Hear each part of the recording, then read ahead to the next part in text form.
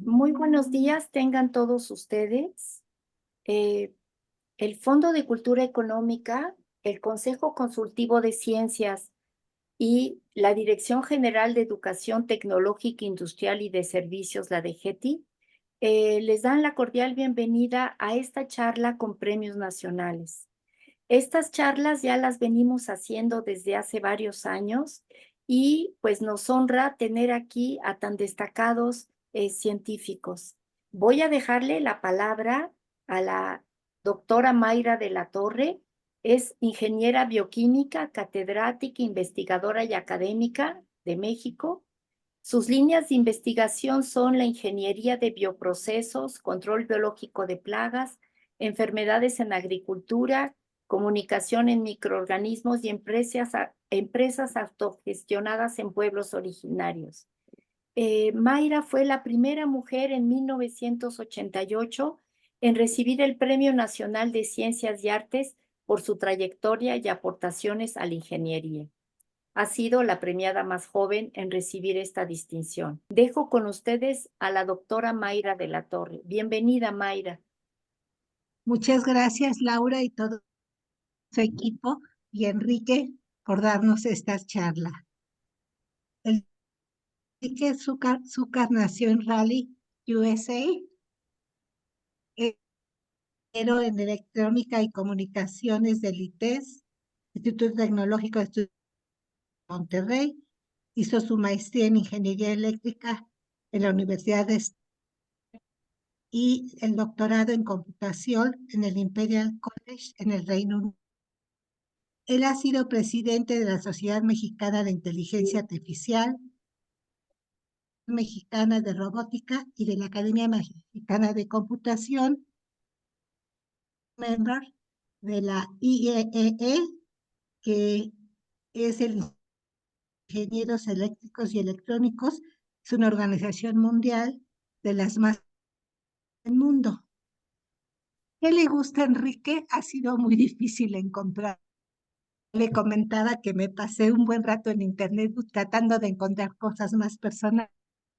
Encontré una entrevista donde casi así jalándolo, le gusta mucho la pintura y que también le gusta escribir.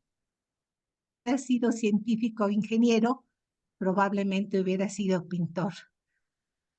Lleva a que muchos de nosotros tenemos esa doble característica de que cosas creativas y que hemos platicado que la ciencia está en cierta manera ligada al arte.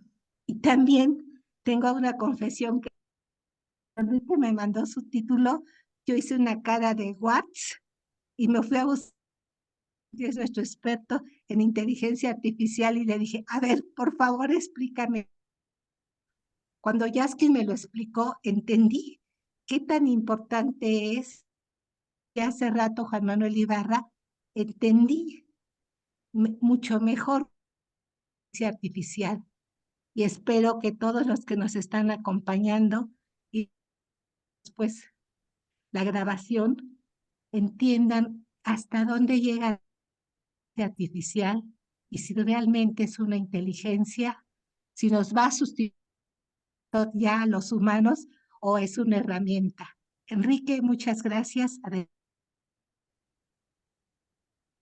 Muchas gracias por la invitación y la presentación. Sí, en efecto, una de mis hobbies es la pintura. Por ahí atrás pueden ver un cuadro mío aquí en en la imagen. También me gusta mucho el tenis, el pádel, entre algunas otras aficiones. Bueno, voy a compartir mi pantalla para iniciar.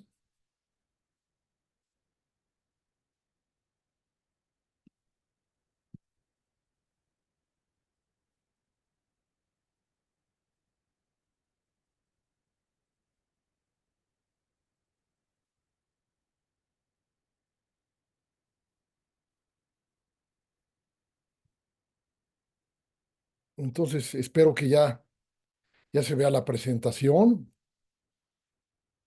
Y bueno, le puse como subtítulo ¿Por qué? Ya que como humanos, pues siempre nos estamos preguntando por qué, y eso tiene que ver mucho con causalidad o con causa y efecto. Y voy a hablar más que todo de causalidad, pero también un poco de inteligencia artificial y cómo puede ayudarnos el tener modelos causales a una mejor, digamos, inteligencia artificial. Y bueno, para empezar, podremos preguntarnos, ¿qué es la inteligencia artificial? Pues esencialmente es desarrollar máquinas, computadoras, robots inteligentes. El problema es definir qué es inteligencia, cómo definimos inteligencia. Entonces, pues como muchos de nosotros actualmente, pues le pregunté a ChatGPT, ¿qué es inteligencia? Y esto es lo que me dijo. La inteligencia es la capacidad de razonar, planificar, resolver problemas, pensar de manera abstracta y aprender de manera rápida y efectiva. Estas son habilidades que pueden desarrollar y ser utilizadas tanto por seres humanos como por máquinas. Interesante el que considera ChatGPT que es inteligente como humano. Eh, y bueno, son pues innegables los avances y los impactos de la inteligencia artificial actualmente, ¿no? Por dar algunos ejemplos, pues se está cambiando la forma en que vendemos y compramos. eh, Seguramente va a cambiar la forma en que nos movemos y el mercado de automóviles, por ejemplo, con los vehículos autónomos. En finanzas, pues podrían desaparecer las monedas actuales y los bancos centrales. En salud es indudable, innegable el impacto de la inteligencia artificial. Hay una mayor tendencia a la prevención y a la medicina personalizada. En la educación, a través de la educación en línea, de tutores inteligentes. En la comunicación, incluso empieza a haber comunicadores de noticias que sean agentes virtuales. Tal vez estos sean más imparciales, esperemos. Sin embargo, a pesar de todos los avances, pues todavía tienen muchas limitaciones los sistemas inteligentes actuales. Por un lado, como podemos ver en estas imágenes, pues se equivocan fácilmente, ¿no? Piensa que lo de la izquierda es un reloj digital, lo de en medio una culebra verde y lo del lado derecho un estetoscopio. Y por otro lado, en general, los sistemas actuales pues son como cajas negras, no nos pueden explicar sus decisiones. Quisiéramos que tenemos, por ejemplo, un sistema que puede detectar, analizar tumores y decir si es maligno o benigno, pues nos dijera no nada más eso, sino por qué, qué ve que lo hace pensar que es un cáncer maligno. Entonces, en aplicaciones como la medicina es muy importante tener explicaciones. Y bueno, lo que voy a argumentar en esta plática es que si tenemos conocimiento causal, podemos tener sistemas inteligentes más robustos y más transparentes, ¿no? Que nos puedan explicar sus decisiones. Entonces vamos empezando hablando de causalidad, ¿no? Y bueno, los humanos tendemos a pensar en términos causales. Fumar causa cáncer, si manejo borracho, pues puede causar un accidente, un virus causa el COVID. Frecuentemente nos preguntamos por qué. Y desde niños salir explorando el mundo, pues vamos adquiriendo este tipo de conocimiento causal, ¿no? Si suelto el objeto se cae al piso, si camino y choco con la pared me va a doler, si está lloviendo y salgo me voy a mojar, si abro el ropero puedo colocar algo adentro. Esto es un poco lo que ilustra el siguiente video. que vemos que un niño aún muy pequeño pues se percata de que la persona quiere meter algo dentro del ropero y pues sin que nadie le diga, tiene este conocimiento y pues utiliza su conocimiento para tomar decisiones, acciones, básicamente abrir el ropero para que pueda colocar los libros adentro. Y bueno, aunque la causalidad es como algo muy natural en los seres humanos, esto realmente surgió como un tema científico hasta muy recientemente. Y bueno, voy a hablar un poquito brevemente de esta historia interesante sobre el génesis de la causalidad, sobre todo desde el punto de vista de estadística, que era como el área donde naturalmente se debería estudiar causalidad. Entonces, esto empieza con Galton, uno de los iniciadores de la estadística. Él buscaba una explicación de por qué los hijos de genios no son genios, o por ejemplo, por qué las personas de alguien alto no son más altas, ¿no? Si fuera así, pues ya habría personas de 3 metros. Interesantemente, en esa época, los científicos, pues, planteaban sus ideas, sus teorías así en reuniones abiertas a todo público. Tal vez es algo un poco parecido a lo que queremos hacer ahora nosotros, pero en forma, atravesando estas herramientas virtuales. Y bueno, buscaba esta explicación Galton y como no encontró una explicación causal, pues divorció la estadística de la causalidad y en su lugar descubrió el concepto de correlación. Entonces dijo, pues no entiendo cómo hacer una explicación causal, y me voy a enfocar a correlación.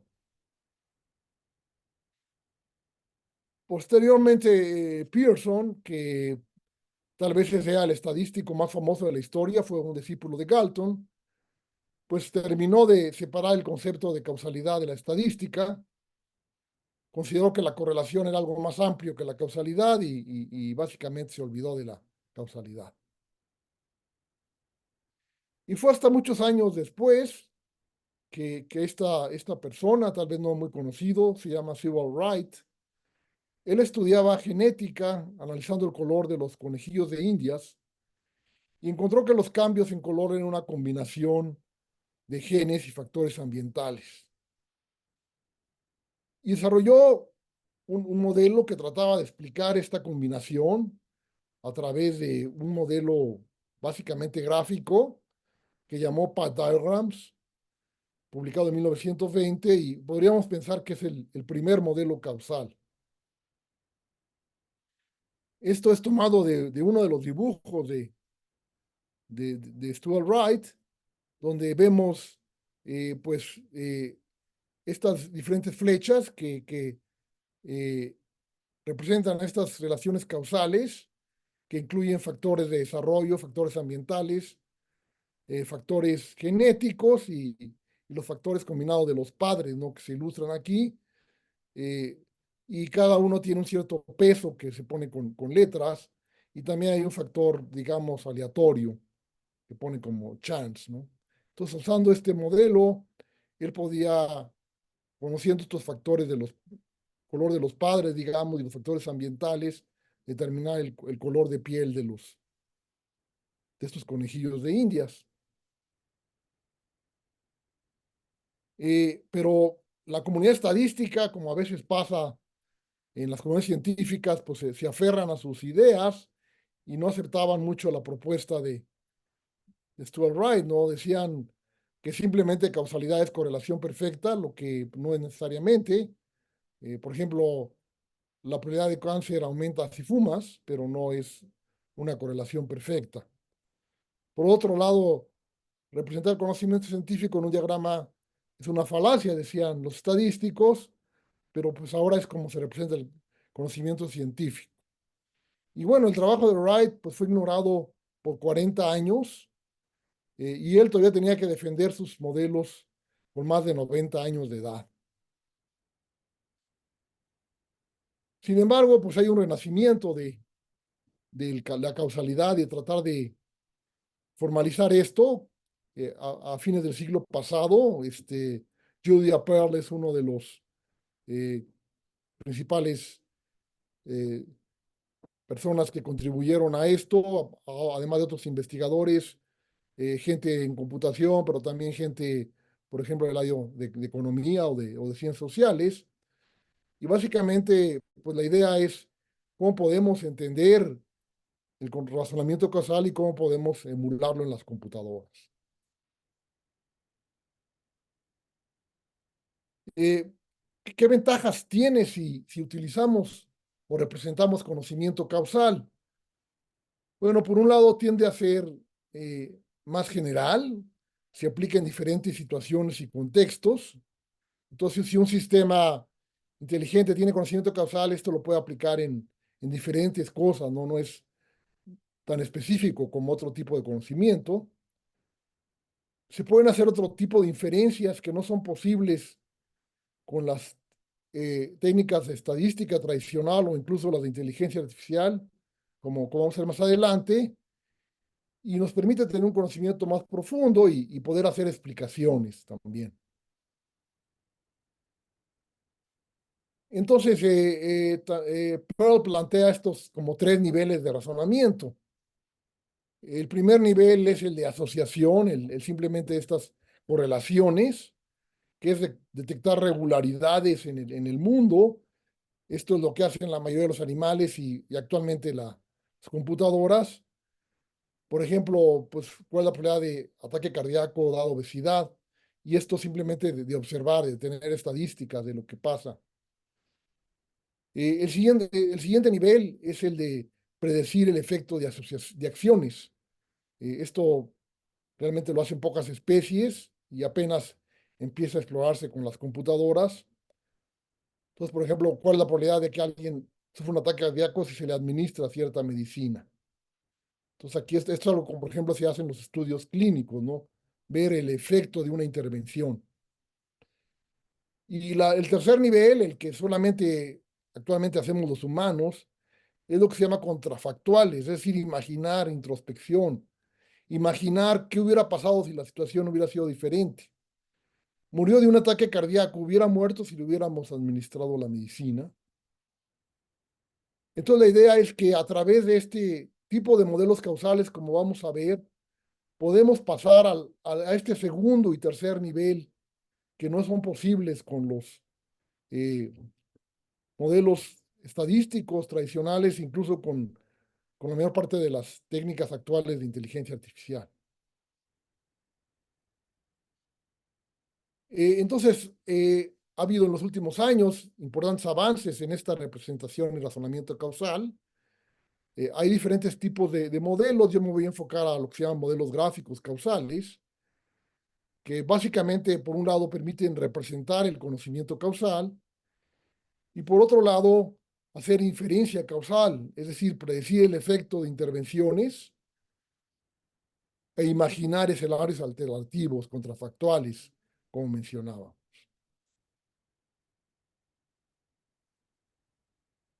Entonces, ¿qué es un modelo gráfico causal? Es simplemente un grafo donde tenemos ciertos nodos que representan variables y arcos que representan relaciones causales.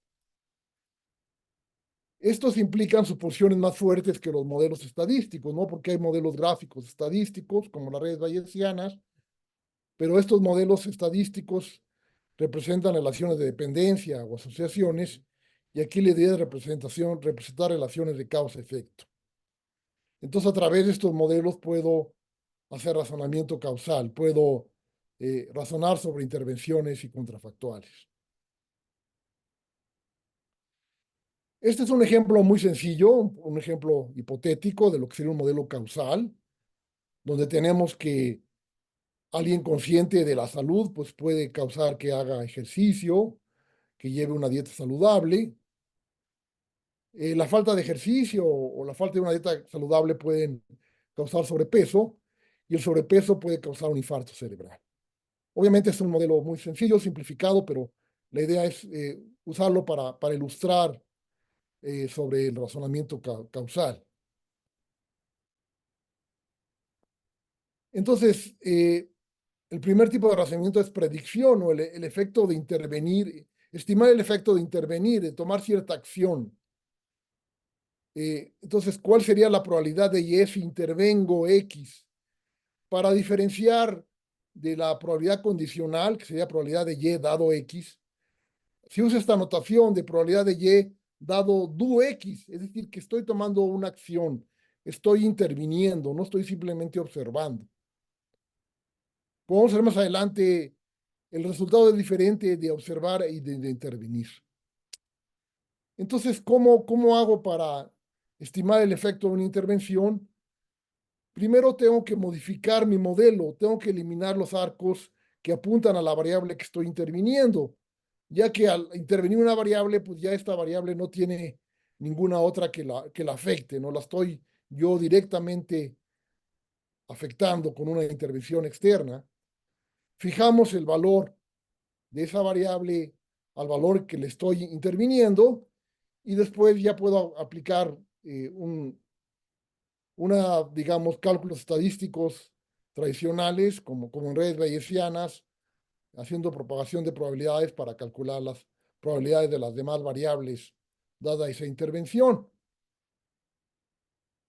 Entonces, por ejemplo, si quisiera predecir cuál es el efecto de una dieta no saludable, elimino el arco que va hacia esta variable de dieta saludable, le fijo este valor y estimo pues, la probabilidad de que alguien que no lleve una dieta saludable pues, tenga sobrepaso o tenga un infarto cerebral. Esto asumiría que a partir de estadísticas eh, de la población, pues yo tenga aquí ciertas probabilidades condicionales ya de cada una de estas variables. Más adelante voy a dar un ejemplo ya más numérico. Ahora, ¿qué pasa en el caso de contrafactuales? Aquí la idea es, sucedió algo, quiero ver qué hubiera pasado si hubieran sido las cosas diferentes, ¿no? Por ejemplo, alguien sufrió una enfermedad vascular cerebral, un infarto cerebral, lo hubiera sufrido si hubiera hecho más ejercicio. Entonces aquí es un poco similar el proceso. Primero tengo que modificar el modelo en base a la nueva evidencia, suponer que la persona todavía no sufre el EBC, realizar la intervención hipotética de la variable que quiero modificar y hacer la predicción sobre este modelo modificado.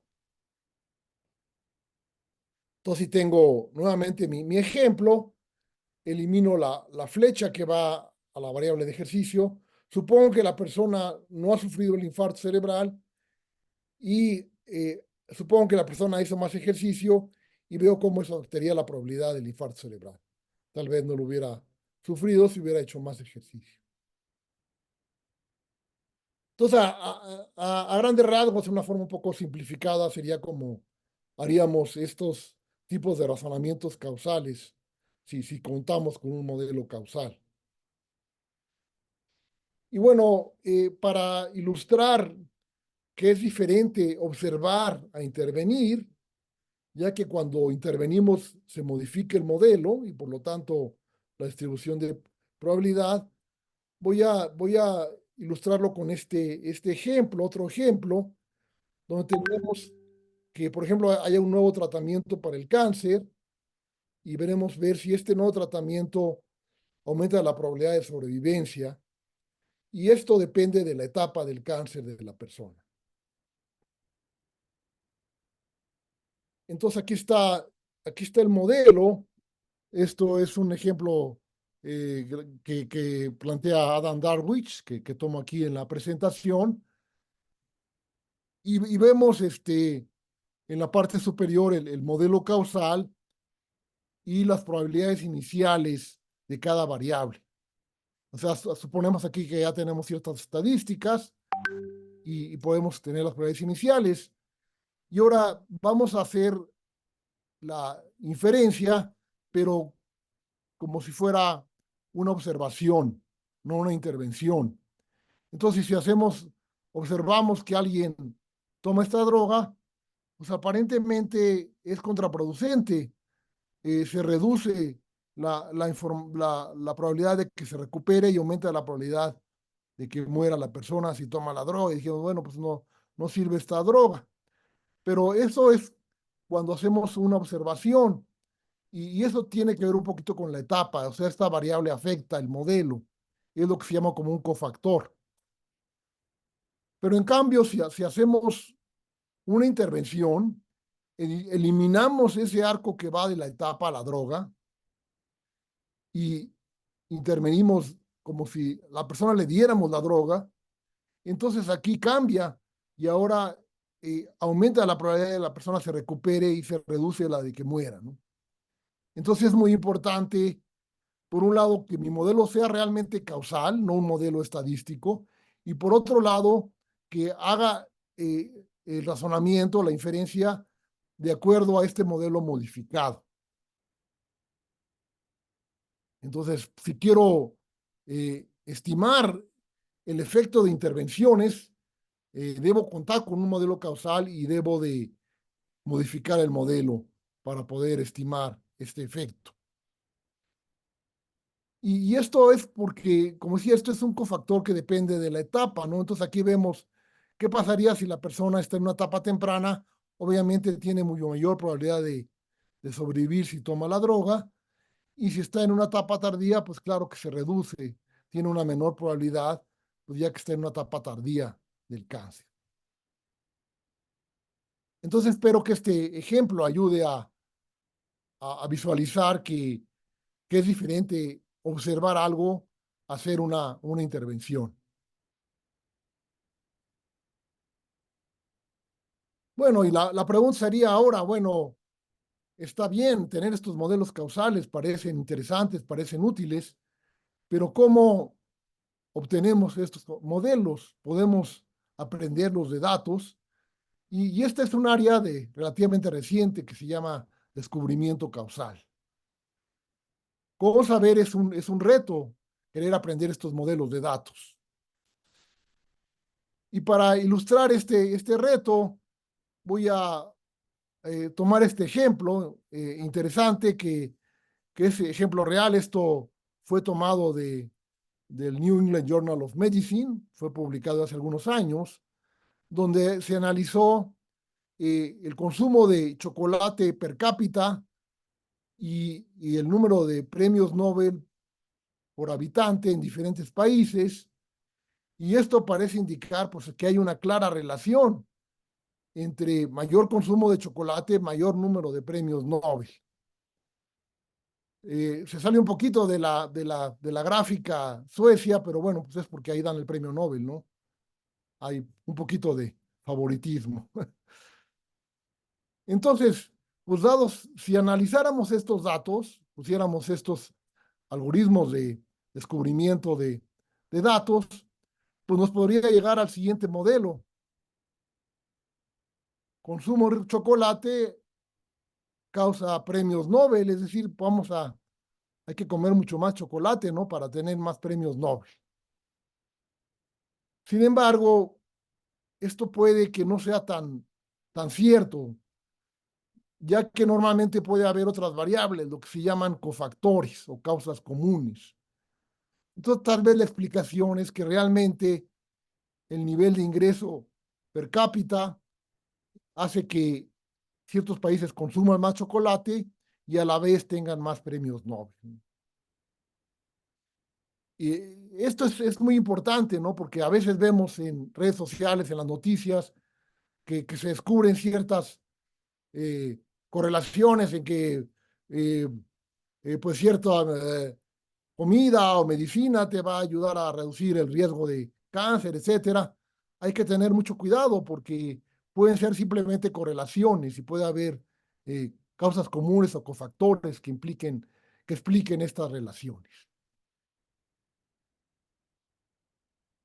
Entonces, eh, podemos concluir que los datos son tontos, ¿no? Aunque estamos en esta era del Big Data, si queremos, esperamos obtener conocimiento de los datos, y con esto resolver problemas, de los datos realmente solo podemos aprender asociaciones. Para ir más allá necesitamos modelos causales que nos permitan aprender verdaderas relaciones causa-efecto y poder explicar las decisiones. Entonces queremos ir más allá de simplemente tener modelos estadísticos, modelos asociativos, e ir a modelos causales. ¿Cómo le hacemos? Bueno, idealmente debemos hacer experimentos. Por ejemplo, cuando se quiso ver si la vacuna, ciertas vacunas causaban inmunidad al COVID, pues se tuvo que hacer experimentos de aplicar estas vacunas a muchas personas eh, y compararla contra placebos, además teniendo cuidado de los demás cofactores, ¿no? Género, edad, etcétera. Estos experimentos obviamente son muy costosos y no siempre son posibles. Entonces, como decía, no son posibles siempre, son costosos, a veces pueden ser incluso no éticos o no factibles. Un, un problema que hubo hace muchos años era esto de si fumar causaba cáncer. Obviamente las tabacaleras se defendían y pues no era posible hacer un experimento, decir vamos a obligar a cientos de personas a fumar y ver si esto le aumenta la probabilidad de cáncer. No, eso no es ético. Y tomó mucho tiempo poder llegar a una conclusión por esto, ¿no? Porque no era posible hacer un experimento. En cambio, los datos observacionales pues son más fáciles de obtener y abundantes en muchos dominios, ¿no? Es lo que actualmente tenemos, muchos datos de observaciones. Y la pregunta sería, ¿podemos aprender modelos causales a partir de datos observacionales sin tener que hacer experimentos? Como saber, pues no es tan sencillo, pero aunque ha habido avances recientes en este sentido.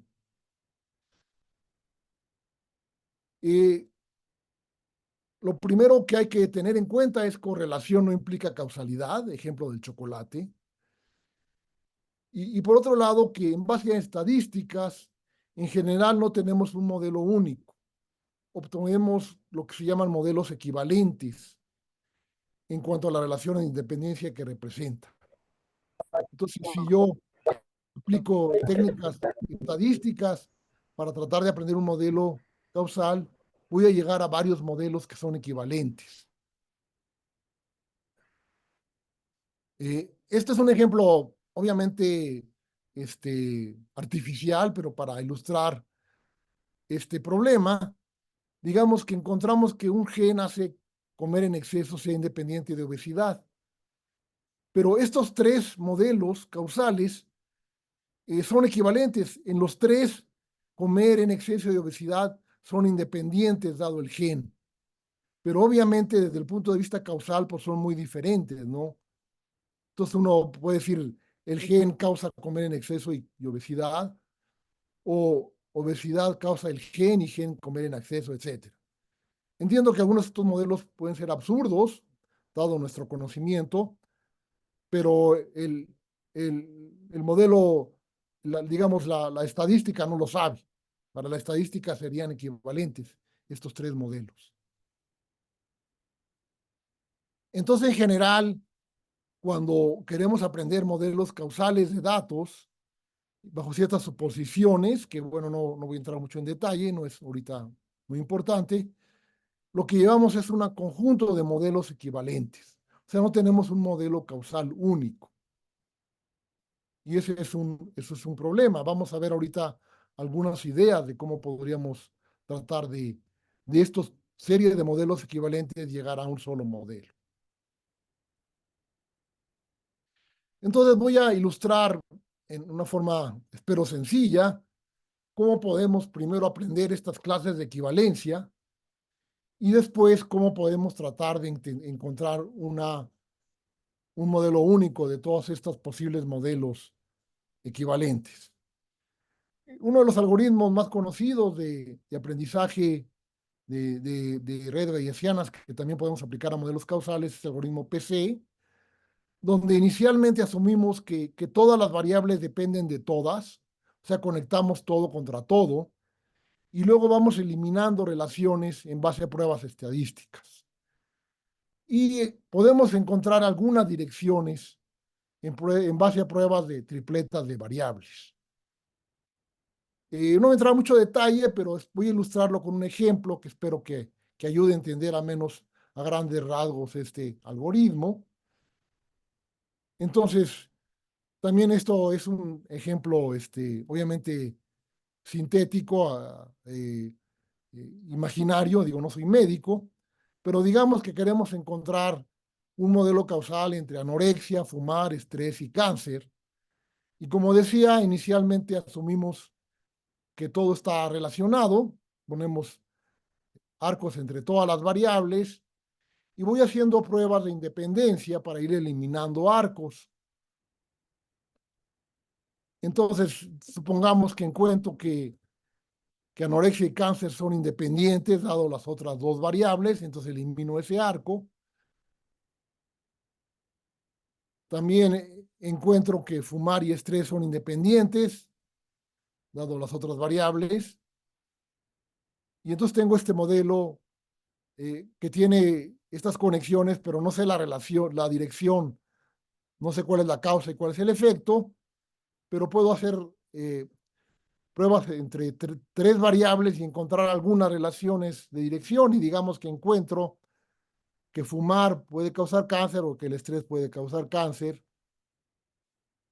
pero no sé las direcciones de las otras dos arcos. Entonces esto implicaría que tengo como 4 modelos equivalentes, ¿no? Porque cada uno de estos arcos, otros arcos pueden tener 2 direcciones y entonces todas las combinaciones me da 4 modelos equivalentes. Y la pregunta sería ahora, ¿cómo puedo llegar a un modelo único? Y bueno, la idea de esto, un algoritmo que desarrollamos aquí nosotros en mi grupo en INAOE, es tratar de hacer intervenciones sobre el modelo. Y para ilustrar esta idea, voy a poner este ejemplo muy sencillo. Supongamos que tenemos un aspersor y queremos ver si prende el aspersor, si la calle se moja.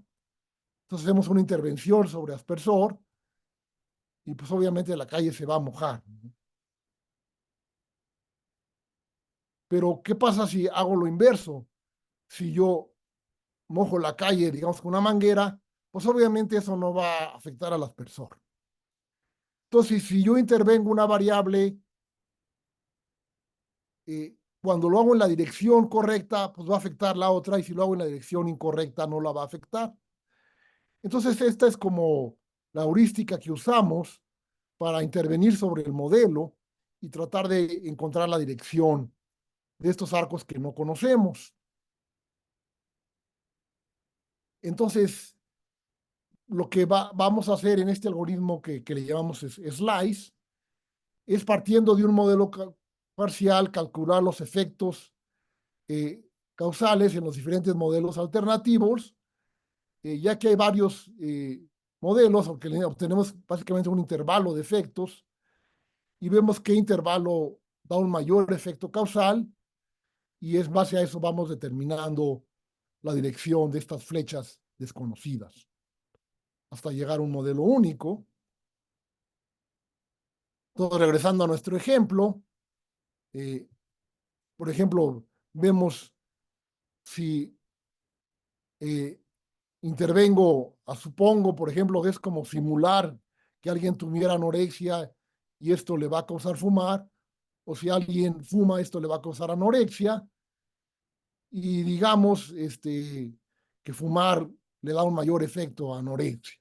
Entonces eso digamos que ilustro aquí estos intervalos, y entonces eso me diría que la flecha va de fumar a anorexia, y ahora pruebo si anorexia causa estrés o estrés causa anorexia y supongamos que la anorexia causa el estrés. Entonces diría que la flecha va de anorexia a estrés y esto llevaría a finalmente encontrar este modelo final que me daría en principio un modelo causal. Cabe aclarar que como estoy simulando estas intervenciones sobre el modelo que aprendí, no sobre la realidad, pues no me garantiza que el modelo sea correcto. Sin embargo, en pruebas que hemos hecho, usando diferentes ejemplos, hemos encontrado que el algoritmo tiende a ver buenos resultados, ¿no? Aunque no es infalible, obviamente. Ok, bueno, por eso acabo un poquito eh, muy breve introducción a lo que son los modelos causales y el descubrimiento causal. Y para concluir, voy a mostrar un par de aplicaciones de esto a dos ejemplos prácticos. Uno es tratar de aprender modelos causales de datos del COVID, y el otro es un poco más esto ya ligado, digamos, a inteligencia artificial, tratando de que un robot pueda aprender a hacer manipulación de objetos. Entonces, bueno, este fue un trabajo que hicimos en colaboración con gente en la UNAM, tratando de aprender modelos causales de la base de datos mexicana del COVID. Esto se obtuvo de más de 5,000 centros de salud, y hay más de 6 millones de datos de personas con 97 variables. Es una base de datos que está disponible, la curó la UNAM, y está disponible para investigación en esta liga. Y bueno, nosotros nos enfocamos a tratar de aprender relaciones entre, pues, básicamente la probabilidad de ser hospitalizado o de fallecimiento, considerando diferentes aspectos. No usamos todas las variables, nos enfocamos a aspectos como sexo, edad y una serie de comorbilidades pues, que sabía que tenían cierto efecto en una mayor probabilidad de ser hospitalizado o de fallecimiento. Hicimos el análisis para dos estados de la República. Uno la Ciudad de México, básicamente porque es pues, donde hay una mayor población, nos tenían mayores datos. Y otro caso de Yucatán, que según los expertos fue un caso interesante, tal vez por ciertas eh, propiedades de la población allá, o tal vez tiene mucho turismo, pero fue un poco diferente ahí la evolución del COVID, y hubo incluso una ola adicional que en los demás estados de la República. Eh, Voy a mostrar algunos resultados parciales. Todavía estamos en el proceso de analizar con los expertos estos resultados. Y bueno, son muchos, porque hicimos análisis tanto por ola de la pandemia como por el rango de edad para estos dos estados. Voy a mostrar algunos para la Ciudad de México. Entonces, estos son los modelos causales que aprendimos.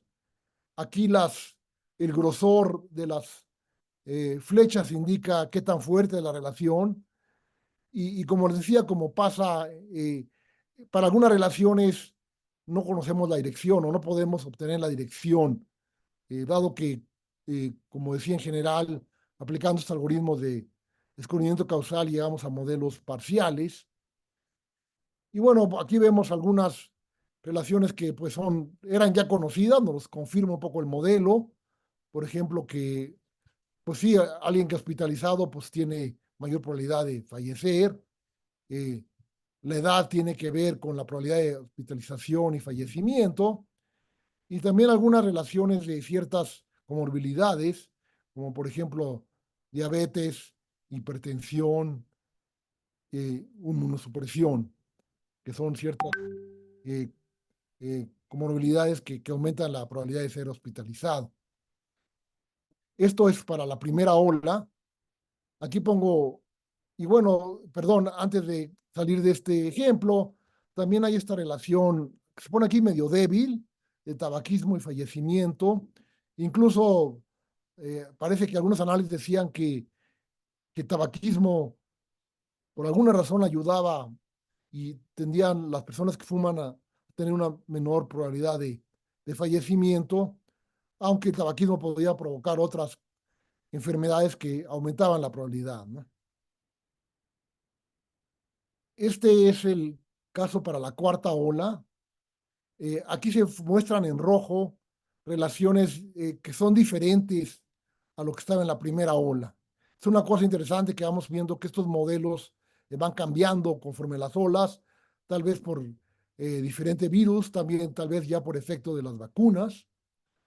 Muchas relaciones se mantienen, pero algunas otras aparecen. Por ejemplo, aquí vemos una relación de insuficiencia renal con hospitalización, también de cardiopatía. Eh, y bueno, ahora muestro los casos para diferentes grupos de edad. Este es para el grupo de edad de 40 a 60 años. En la primera ola también. Aquí vemos que sale una relación entre diabetes y fallecimiento. Y también insuficiencia renal vuelve a aparecer. Y en el caso de las personas mayores de 60 años, eh, encontramos que enfermedad pulmonar obstructiva crónica, EPOC, también aparece como otra posible variable que puede influir en fallecimiento, ¿no? Y bueno, así tenemos muchos modelos y estamos todavía analizando con los expertos qué nos pueden decir estos modelos. Como decía, bueno, pues muchas relaciones pues, eran ya conocidas, pero pueden surgir otras. Y esto podría ser interesante, sobre todo para aplicarlo a otros tipos de enfermedades o epidemias futuras. Ahora voy a entrar a otra aplicación, eh, en particular a hablar un poco de cómo estos modelos causales podrían ayudar a tener sistemas inteligentes mejores, ¿no? Por un lado, eh, ayudar en la eficiencia, como si tienen conocimiento causal, estos sistemas de aprendizaje, por ejemplo, de aprendizaje por refuerzo, que se usa mucho actualmente en inteligencia artificial, pues tal vez podrían aprender más rápido. Y por otro lado, la transparencia, ¿no? Poder tener conocimiento causal puede ayudar a tener sistemas que expliquen sus conclusiones y decisiones. Voy a dar un ejemplo más relacionado con el primer aspecto, con el aspecto de eficiencia. Y en particular voy a hablar de este problema de manipulación robótica, que queremos que un robot aprenda a tomar objetos, a hacer esta tarea de pick and place, que es una tarea clásica en manipulación, que un robot tome un objeto de un lugar y lo ponga en otro lugar. Pero esto es con un espacio de estados de acciones continuo, un espacio muy grande. Y entonces queremos aplicar la técnica convencional de aprendizaje por refuerzo profundo. Se tarda mucho en aprender el robot. Y bueno, pues nosotros cuando aprendemos una nueva tarea, usamos nuestro conocimiento causal, podríamos pensar como un sentido común, y no hacemos, digamos, acciones a lo tonto, ¿no? Entonces estoy aprendiendo a llevar un objeto de un lugar a otro, pues sé que si abro mi mano en el camino se va a caer, o si me acerco mucho a la pared puedo chocar. Sin embargo, el aprendizaje por refuerzo tradicional va a intentar todas las acciones, inicialmente todo al azar, aunque luego va mejorando, pero con un espacio de posibles acciones, estados muy grande, se puede tardar mucho en aprender. Y lo que queremos ver es si incorporamos conocimiento causal, si esto podría acelerar este aprendizaje. Entonces, como decía, estamos usando aprendizaje para aprender a esa tarea. Básicamente el aprendizaje por refuerzo es un poquito como aprendemos nosotros, y es prueba y error. Entonces el robot va aprendiendo por prueba y error hasta saber cómo puede realizar esta tarea, pero para ayudarlo un poco le dimos conocimiento causal, un cierto conocimiento causal parcial para tratar de enfocarlo a que en ciertos estados pues tome las mejores acciones. Y esto es cómo representamos este conocimiento causal. En azul están variables que representan como estados, en rojo acciones del robot y en verde como los objetivos, ¿no? Entonces, sé que si el manipulador, si el robot se encuentra en la posición del objeto y cierra la pinza, pues va a lograr tomarlo. Y si ya llegó a la meta y abre la pinza, pues va a poder colocar el objeto. Entonces le proveímos al robot, a este agente que está aprendiendo de este conocimiento causal y queremos ver qué tanto ayuda en su aprendizaje.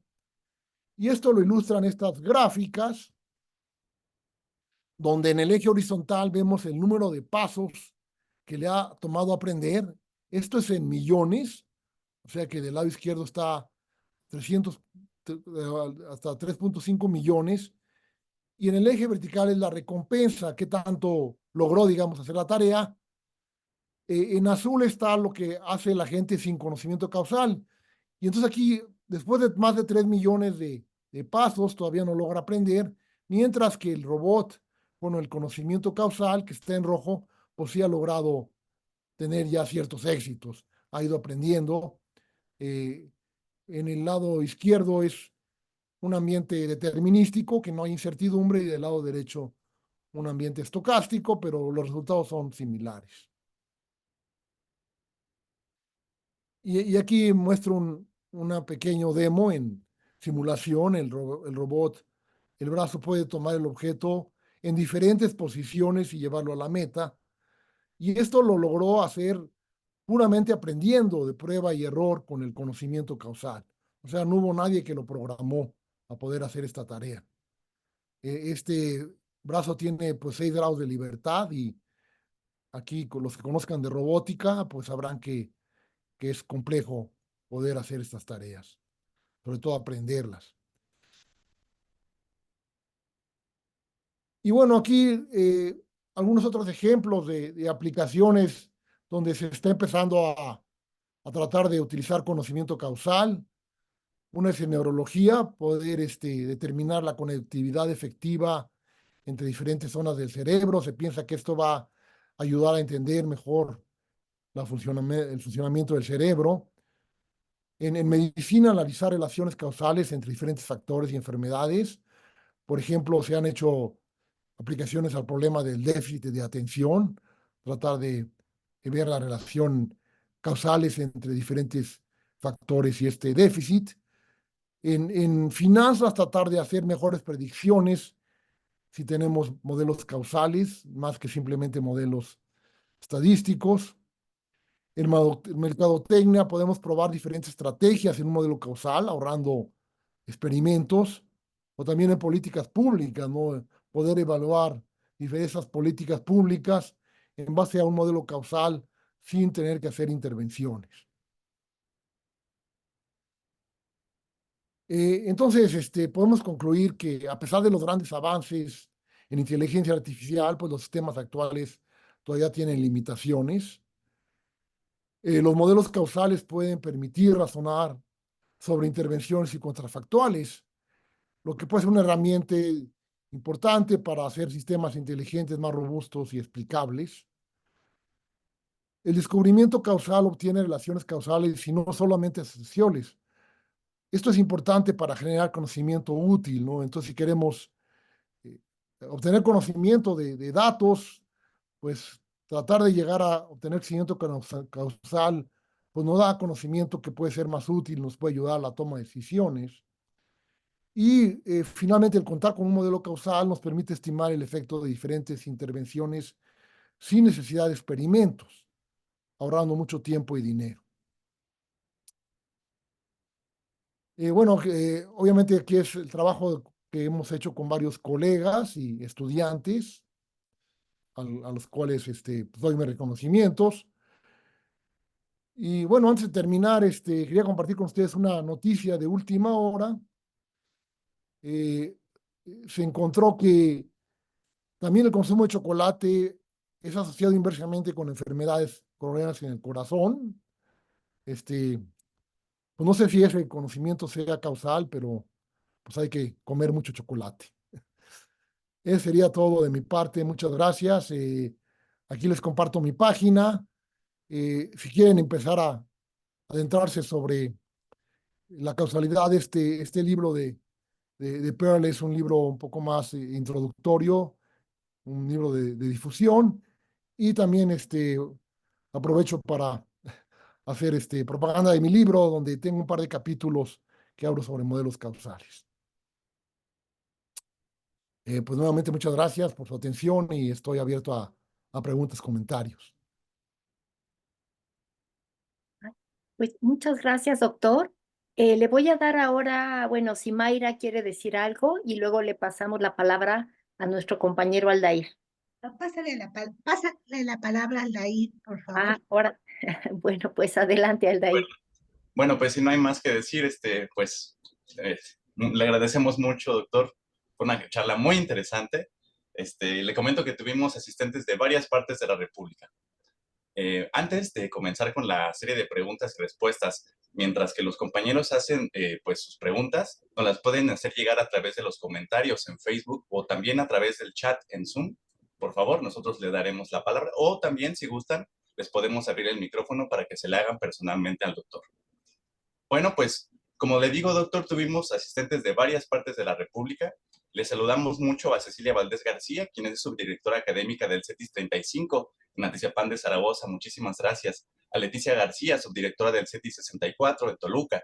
A Liliana Niño del CETIS 119 en el Estado de México. Al CETIS 87 de Delicias, Chihuahua, que también nos acompañó. Al CETIS 36 en Buenavista, Estado de México. Al CETIS 129 de Tamaulipas. Nos acompañó Graciela Ortega desde el CETIS 95 en Tultitlán, Estado de México. También nos acompañaron compañeros del CETIS 44 en Cuernavaca, Morelos, del CETIS 60 en Ramos Arizpe, Coahuila también, y del CEBETIS, por supuesto, también tuvimos presencia del CEBETIS 6 en Ciudad Nezahualcóyotl, al CEBETIS 161 en Toluca. Muchas gracias, Francisco Terrón, por acompañarnos. Nuestra compañera Isabel, también del CEBETIS 196 de Matamoros, Coahuila, estuvo con nosotros. A Rubén Arias, muchas gracias, subdirector académico del CEBETIS 133 en Coacalco, Estado de México. También de Sagún Hidalgo nos acompañaron compañeros del CEBETIS 59. Muchas gracias. También del CEBETIS 220, ubicado en Tamaulipas. Y también del CEBETIS 96 desde Chalco, Estado de México, sin olvidar, por supuesto, a los compañeros del CEBETIS 219, también en Tamaulipas. Del Instituto Nacional de Astrofísica, Óptica y Electrónica, a la cual, por supuesto, también pertenece a nuestro invitado de hoy, nos acompañó Julio Muñoz Benítez, Mario de los Santos y Adriana Tecuapetla, coordinadora de la Biblioteca Luis Enrique Erro. Muchísimas gracias. Esto, pues, sin olvidar la presencia de Lorena Águila desde Guadalupe, Zacatecas, de Hilda Rivero López y, por supuesto, del ingeniero Juan Manuel Ibarra. Muchas gracias a todos por acompañarnos. Sé que se me están pasando muchos más, pero por favor les invitamos a dejarnos tanto en sus comentarios como en el chat los que falten. Bueno, ahora sí, sin más preámbulo, pues comencemos con las preguntas. Perdón, me faltó el CEBETIS 118 de Querétaro y también Elvira, muchísimas gracias, al CEBETIS 130 desde Durango. Parece ser que lo dejó usted todo muy claro, doctor. Parece que no hay ninguna pregunta. En el Facebook, Antonio, ¿cómo estuvo el Facebook? ¿Estuvieron conectados aquí de la enumeración tan extensa que hizo Aldair? Fueron 73 aproximadamente por Zoom y por Facebook se registraron 28 que igual también vienen de distintos planteles. ¿Tú tienes ahí preguntas en el Face, Antonio? De momento no. De momento no.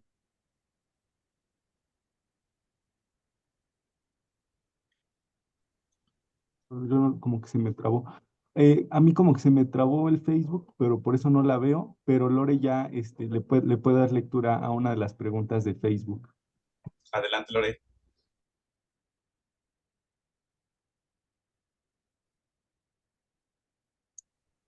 Voy, permítanme tantito, ahorita se las leo, permítanme.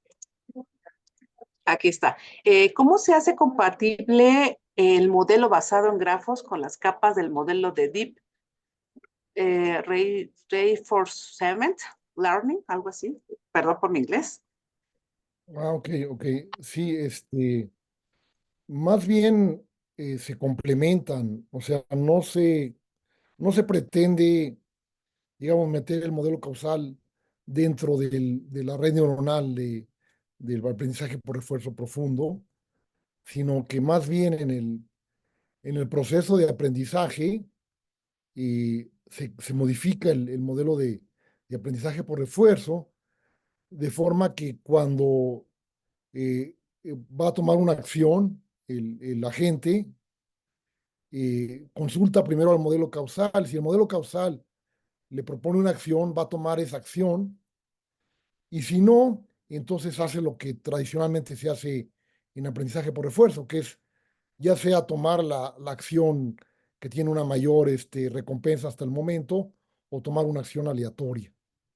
Entonces, digamos, se complementan los dos modelos, el modelo de la red neuronal de aprendizaje profundo con el modelo causal, y se van combinando ambos durante el proceso de aprendizaje.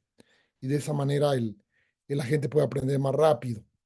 También hemos trabajado, que es algo que, bueno, ya no me daba tiempo, pero más recientemente hemos trabajado de forma que la gente no le tengas que dar el modelo causal, sino a la vez que va aprendiendo la política, es decir, las acciones, también va aprendiendo el modelo causal y luego lo va utilizando. Entonces creo que esta es, digo, para los que trabajen en estos campos, creo que esta área de combinar descubrimiento causal y aprendizaje por refuerzo es algo que realmente está empezando, y hay muchas oportunidades ahí de hacer cosas interesantes.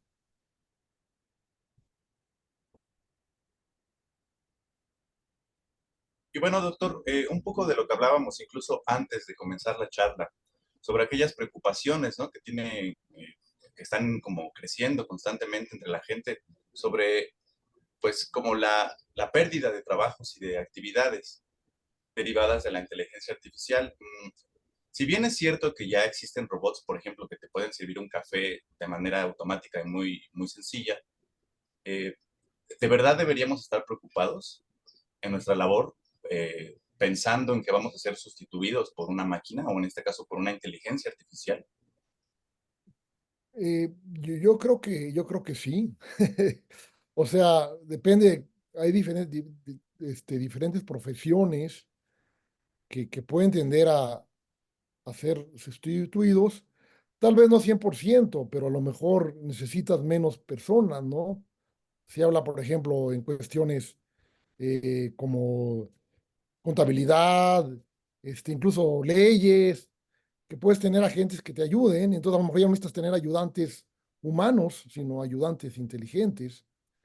Entonces, y por ejemplo, todo el área de manufactura, pues ahí también está incursionando. Eso, digamos, ya es algo que tiene tiempo, la automatización, pero cada vez es más. Y para mí, eso debe ser una preocupación para México, porque querer depender de mano de obra barata, de maquila, se nos puede acabar esa ventaja. Tenemos que ir más hacia esta economía de conocimiento que se dice, ¿no? Entonces, pero como en toda revolución industrial, se pierden ciertos empleos, pero se ganan otros. Creo que el reto es cómo capacitarnos, cómo educarnos para estar preparados para estas nuevas oportunidades, porque indudablemente que algunos empleos sí se van a perder. Entonces sería ya no apuntar a formarnos en empleos que sean repetitivos, que sean, digamos, que puedan ser reemplazables por cuestiones como robótica, que como bien usted comenta, realmente este tipo de revoluciones ya han existido en la historia y también se les ha visto con cierto miedo, pero, Exactamente, pero ha abierto nuevos empleos que no existían antes. exactamente. Entonces creo que la clave aquí es la educación, la capacitación, para irnos preparando a las nuevas oportunidades, ¿no? De empleos que se generen. Indudablemente, conocer más sobre computación, inteligencia artificial, y saber manejar estas herramientas también es importante. Es una de las áreas, ¿no? Pero nuevamente van a surgir otras áreas, y creo que esa es la clave, ¿no? Cómo ir preparándonos y cómo un poco ir reconvirtiéndonos como país hacia nuevas oportunidades antes de que, digamos, el destino nos alcance. Bueno, ya tenemos una primera pregunta aquí en Zoom, doctor. Nos la hace Graciela Ortega del CETIS 95. Ella nos comenta, ¿considera que el uso de la inteligencia artificial en verdad ayuda a predecir el comportamiento humano? ¿Y es funcional para la humanidad o podría ser algo contraproducente? Bueno, yo creo que en algunas áreas sí puede ayudar a predecirlo, ¿no? Es un poco, digamos, se tienen muchos datos, se tienen muchas estadísticas y en base a estas se puede tratar de aprender al menos parcialmente un modelo causal y ya teniendo el modelo causal puedo hacer predicciones. Entonces yo creo que sí es posible. Obviamente un fenómeno es muy complejo y no se puede predecir completamente, pero pues indudablemente pues ya se hace, ¿no? ¿Qué hacen un poco las agencias de mercadotecnia? Pues quieren predecir qué vas a comprar o qué no vas a comprar, etcétera, ¿no? Y eso pues también ya lo hacemos. Estas herramientas tal vez pueden ayudar a hacerlo mejor y también a lo mejor a no tener que hacer tanto experimento real. Haces tus simulaciones si tienes un modelo causal. Digo, de que sea contraproducente, pues yo creo que como cualquier herramienta se puede usar para bien o para mal, ¿no? Depende cómo la uses, ¿no? Desde un cuchillo hasta la inteligencia artificial. Todo se puede usar para bien o para mal. Creo que ahí, digo, aprovechando, seguramente es una pregunta que puede surgir, pero creo que la clave es la parte de legislación en la que vamos muy atrasados, ¿no? Cómo legislar con estas nuevas tecnologías que están ya más adelantados en Europa, empezando en Estados Unidos. Necesitamos hacerlo en México. Aquí veo otras preguntas sobre la programación. Entonces, digo, yo creo que sigue relevante siendo aprender programación, pero indudablemente también poder usar estas herramientas. Entonces, digamos, y es un poco lo que comentaba, tal vez se van a necesitar menos programadores porque unos pocos muy buenos pueden usar estas herramientas para que les ayuden a hacer ciertas partes del programa al menos, y ellos verse más como diseñadores, analistas. Entonces sí, eso puede cambiar la parte de programación.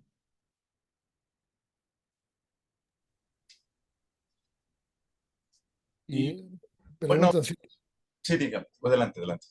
ser ingeniero de software está evaluado. Hay IAs que desarrollan sitios web sencillos. Pues sí, bueno, creo que ciertas aplicaciones sencillas ya las va a poder desarrollar la inteligencia artificial. Lo que tenemos que nosotros como ingenieros de software o programadores es ir a hacer cosas más complejas, ¿no? Y tal vez eh, pues usar estas herramientas. O sea, creo que no nos podemos aislar de estas herramientas y tenemos que ir yendo a desarrollos más complejos, ya que pues sí, muchos desarrollos sencillos se van a poder usar con estas herramientas de inteligencia artificial. Sí, totalmente de acuerdo, doctor.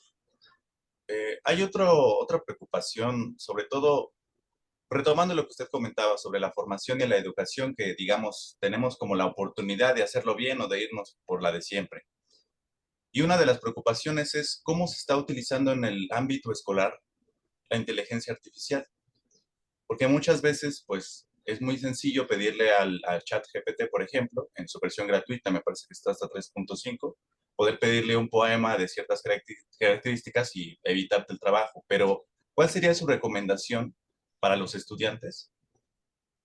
Una nueva forma de utilizar la inteligencia artificial sin que ella haga todo el trabajo y que realmente nos pueda apoyar sin que perdamos nuestra oportunidad de aprender en el proceso. Sí, bueno, quisiera aprovechar porque a veces veo que hay mucha gente de CETIS y CEBETIS. O sea, creo que lo primero que tenemos que hacer es cambiar la educación en computación a nivel de educación media y media superior. Porque hasta donde yo sé actualmente, básicamente se enseña a usar herramientas, se enseña a usar Office. Eh, es como si enseñáramos matemáticas y les enseñamos a usar la calculadora. Tenemos que enseñarles los principios de la computación, lo que se llama pensamiento computacional, es decir, las cuestiones de abstracción, de algoritmos, de simulación, porque eso va a preparar a la gente a que entienda un poco mejor las bases de la computación y aunque no estudien computación puedan usar mejor estas herramientas. Además que estas ideas de abstracción, de algoritmos, pues se aplican casi en todas las áreas. Entonces, eso es como sería mi primer comentario. Tenemos que cambiar, no nada más inteligencia artificial, sino en general, cómo enseñamos computación desde la educación básica y media. Y lo otro, pues sí, obviamente estas herramientas como ChatGPT poseen, pues, retos para los educadores, para los maestros. Eh, yo creo que no se tiene que prohibir, sino por un lado que seamos honestos. Decir, bueno, eh, esta parte de mi ensayo se la pedí a ChatGPT. O sea, como yo puse al principio, ¿no? Esto se lo pregunté a ChatGPT. Entonces, es como cuando ponemos referencias en un escrito, ¿no? De dónde lo tomamos. Igual decir cuándo estamos usando una herramienta y cuándo es cosa nuestra, o si yo tomé algo de una herramienta y luego yo lo modifiqué. Entonces, creo que no podemos prohibir el uso de estas herramientas, sino tratar de buscar esta mayor ética, mayores principios al usarlas, que se abra. Y pues sí, los maestros tendrán que ser un poco más hábiles para detectar cuándo es algo original y cuándo lo está haciendo de una herramienta, ¿no? Tenemos una pregunta de Tomás Gerardo Torres Luna. Él nos pregunta, ¿el utilizar inteligencia artificial para las tareas pueden generar dependencia en los alumnos? Pero, ¿cómo generar un equilibrio? Pues sí, sí va a generar dependencia, ¿no? Pero digamos, ya lo teníamos, ¿no? Teníamos Google, podemos buscar en Internet muchas cosas. Entonces, pues sí, creo que no es malo usar las herramientas. Creo que el reto es para los maestros ponerle retos a los estudiantes que vayan más allá de usar las herramientas. Que pueda usar las herramientas como una parte, pero tenga también que usar su imaginación, su creatividad.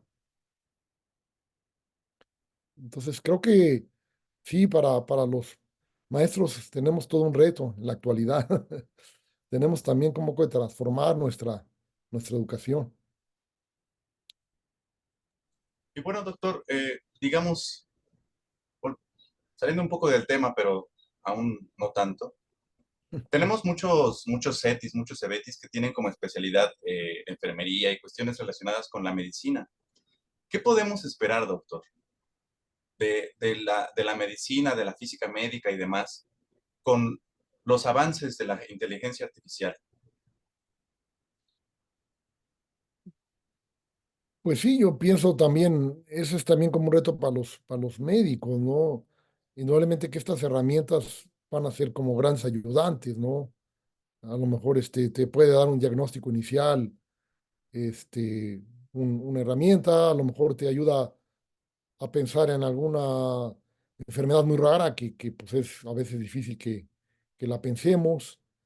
Eh, Creo que vamos a ir hacia una medicina más personalizada, ¿no? Tener esta información incluso de los genes del individuo y darle algo más personalizado, no tan genérico como es en la actualidad. Entonces, pues indudablemente estas herramientas van a cambiar, están cambiando ya también la medicina.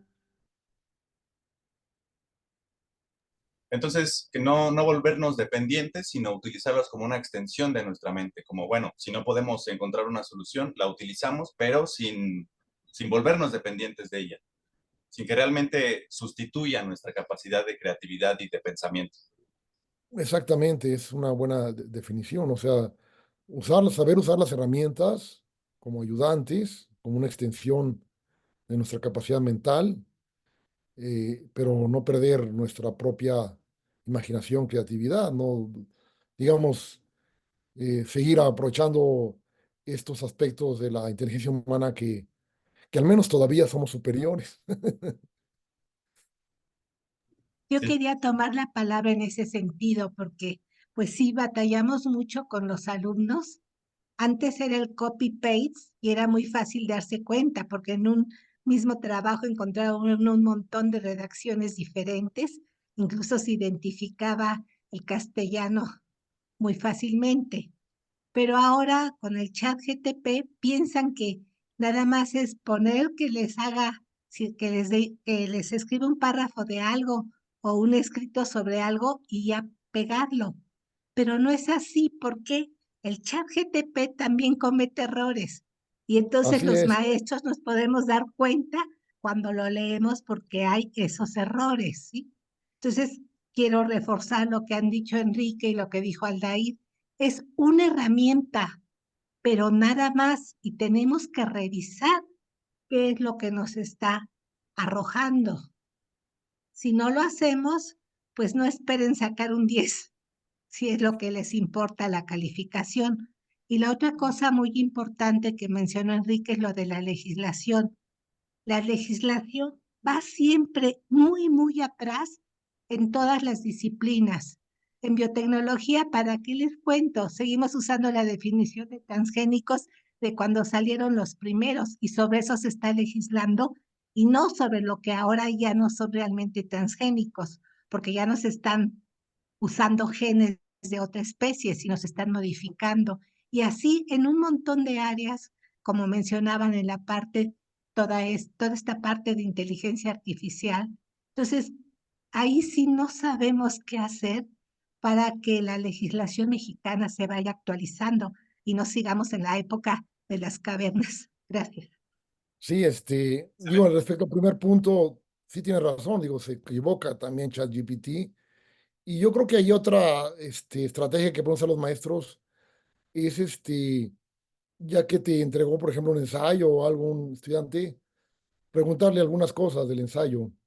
Y ahí va a salir si lo hizo o no lo hizo. Es relativamente fácil eso.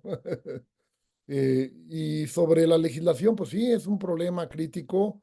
Creo que ahí, y es otra propuesta que hemos estado impulsando desde la Academia Mexicana de Computación, es que se cree un grupo de expertos, se cree un Centro Nacional de IA que pueda asesorar al gobierno en esto, ¿no? Y en base a expertos se puedan ir acelerando estas legislaciones, que como dices, pues siempre va adelante la tecnología que la legislación, pero necesita apoyarse el gobierno, los diputados, senadores en expertos en estos temas que ayuden a eso. De acuerdo. Bueno, pues mientras alguien más hace alguna pregunta, Lore, ¿tenemos algún comentario o de dónde nos acompañan nuestros compañeros de Facebook? Que les recordamos que además de Zoom, también estamos conectados en nuestro Facebook Live. Pues tuvimos un total de 26 asistentes, doctor. Le mandan muchísimos saludos de varias escuelas a lo largo y ancho del territorio nacional.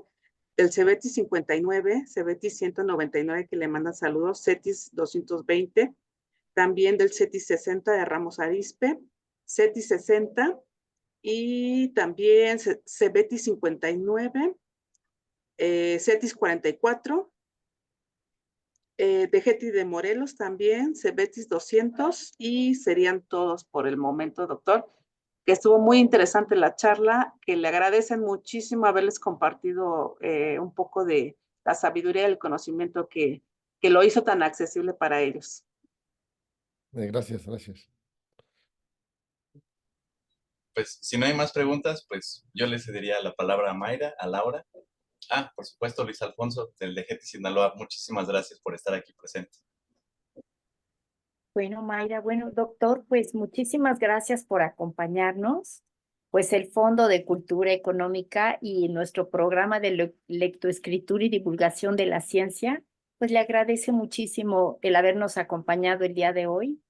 Y pues la próxima semana, porque ya nos están preguntando aquí en el chat los maestros que cuándo va a estar listo el video. Entonces aquí vamos a a editarlo, bueno, aquí Antonio y su equipo, pues lo harán lo más rápidamente posible. Se lo enviaremos a usted también, doctor, y pues lo subiremos a la página de YouTube que ya la pusimos en el chat para que los que estén interesados pues también la consulten. Pues le agradecemos muchísimo y usted inició las charlas de este 2024. Le agradecemos mucho. Mucho gusto en conocerlo, doctor. Y Mayra, diga, adelante. Mayra, Pues Enrique, muchísimas gracias, sobre todo por estarnos apoyando, porque yo les he comentado a Laura que a veces es muy complicado que nuestros colegas quieran dar una charla. Los tengo que andar buscando con la lámpara de Diógenes y tú has sido muy, muy positivo en este sentido. Muchísimas gracias. Tu plática estuvo muy interesante y como dijeron al principio, nos ayudaste a entender muchas cosas de inteligencia artificial. Y queda una última pregunta. ¿Realmente va a llegar un momento en que la inteligencia artificial supere al hombre? Sí, esa es una buena pregunta. Yo soy un poco más de los escépticos, que no cree que llegue, o si va a llegar todavía va a tomar mucho tiempo, pero aquí la opinión en los expertos está dividida, ¿no? Hay gente que piensa que tal vez como para finales de este siglo, pero bueno, ya veremos. O ya verán nuestros hijos y nietos. Bueno, pues yo creo que no queda más que darles las gracias al maravilloso equipo del Fondo de Cultura Económica que realmente hacen todo el trabajo ellos, a ti y a todos los que, Enrique Luis, y a todos los que nos acompañaron. Y nos bueno, vemos en la próxima. nos vemos en la Hasta luego. próxima y yo digo que a comer chocolate.